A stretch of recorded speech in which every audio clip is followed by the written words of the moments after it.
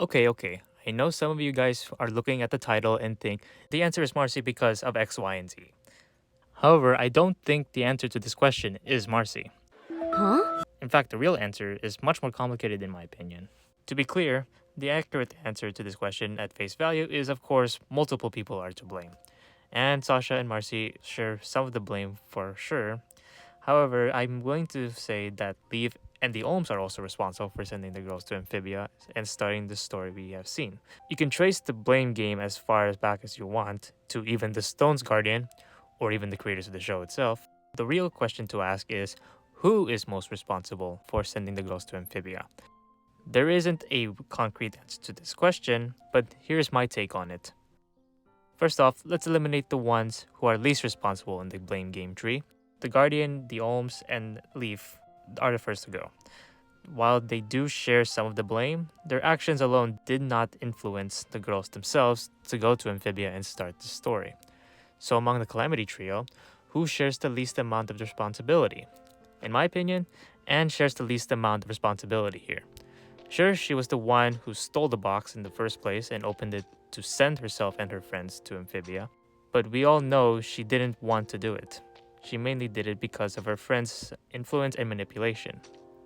So that leaves Sasha and Marcy to share most of the responsibility. So between these two, most people I know would say Marcy shares most of the responsibility among the trio. She was the one who found the box, let Anne and Sasha know about it, and did it all with the intention of trapping them in another world. On paper, it seems like Marcy is the obvious answer. Of course, I'm gonna make the hot take here and say that between these two, Sasha is actually the one who shares most of the responsibility. Excuse me? Now, before you Sasha fans tear me apart in the comments, hear me out. You see, with Anne and Marcy, who still share part of the responsibility, to be clear, they have an understandable reason behind their motives. With Anne, her motive to skip her birthday party and steal the Calamity box from the thrift store was to appease her friends because she had a flawed view of how friendship works. With Marcy, her motive for sending herself and her friends to Amphibia was because she was scared of losing them forever and didn't want to be alone. In addition, Marcy mostly felt like the third wheel of the group, with her interests largely ignored, which forced her to take a leap of faith and go with the plan she had. When you narrow down both Anne and Marcy's flawed motivations, they have one thing in common. They are the result of a flawed perspective that was imposed upon them by Sasha. Just think about this for a moment. Anne's flawed perspective of friendship was the result of years of Sasha's manipulation, where she influenced Anne to commit acts that were not in her nature. In doing so, Sasha's manipulation over Anne also made her and Marcy drift apart a bit. And remember, Anne and Marcy were the first ones to meet each other before Sasha met them. There's a good chance that prior to Sasha meeting them, Anne and Marcy had a very close friendship where they treated each other equally and shared common interests. But when Sasha joined them, she threw a wrench in that dynamic. I mean, it's no coincidence that we see Anne and Marcy grow a stronger friendship with Sasha's absence during the second half of season 2. Now, it is true that Sasha's manipulative nature is just a character flaw similar to Anne's lack of self-confidence and Marcy's fear of being left out. But unlike Anne and Marcy's character flaws, Sasha's main character flaw is still largely unexplained within the show itself. That fact is a major reason why I think Sasha shares most of the blame in sending the trio to Amphibia. While Anne and Marcy's flaws don't excuse them from the responsibility, they do at least let us, the audience, understand their struggles. That is why, personally, Anne and Marcy are my favorite characters. They are flawed, but you can understand and relate to why they are the way they are.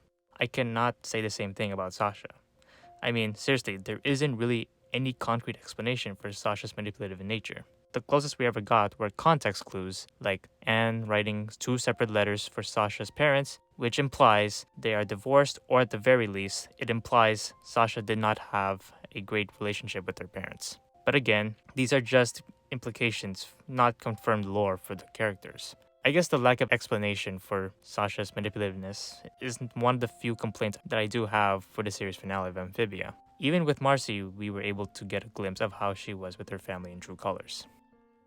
So to review, and Sasha and Marcy all share a portion of the responsibility in sending themselves to Amphibia. However, among the three, Sasha shares the largest portion of the responsibility because her manipulative nature was one of the main sources for Anne and Marcy's character flaws that led them to Amphibia. Also, Sasha's flaws are still relatively unexplained compared to Anne and Marcy's flaws, which makes her motivations harder to understand and relate. So for the Sasha fans who miraculously stuck around throughout this whole video, I'm pretty sure you hate me right now.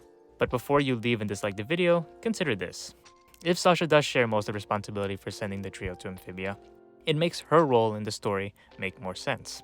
Sasha, along with Grime, was the first main antagonist of the show, and she remained an antagonist up until season 3, where she finally recognized how damaging her flaws have been to the people she loves.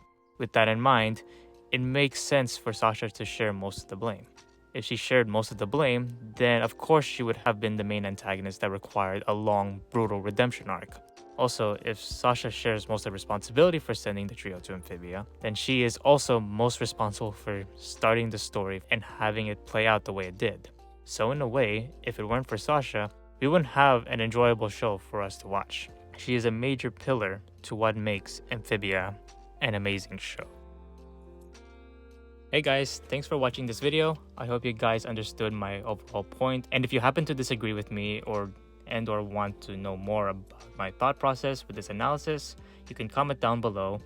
Or if you want a more certain way for me to respond to you, follow me on Twitter or join our Discord server. Link for both will be in the description. Before I go, I have a couple of updates. So I have a new channel called Marngel Talk About Things, in which I talk about things. The channel doesn't have anything right now as I'm making this video, but I'm letting you guys know about this channel now because my upcoming video essays I have planned for the coming weeks will be posted there. So if you guys want to check more videos where I talk about my thoughts on Amphibia and other shows, go on ahead and to the second channel and click on that subscribe button. The link to that channel will also be in the description. However, don't worry about this channel being neglected. This channel will continue to be the main focus for the foreseeable future, and I have a lot of ideas for edits, memes, compilations, and so on that will continue to be posted here. One final announcement, I also have a Patreon and Ko-fi page. So if any of you guys out there like my content a lot and want to support me more, you can click the links to either my Patreon or Ko-fi page in the description. You guys will get certain benefits like exclusive access to certain channels in my Discord server and maybe some behind the scenes Q&A live streams on either Patreon or on those exclusive channels on Discord. If you want further details on the benefits of supporting this channel directly, you can check it out in the Patreon page. I hope I got everything I need to say across because this video is getting long enough. Anyways, thanks again for watching this video. I hope you all have an excellent day. See you in the next one.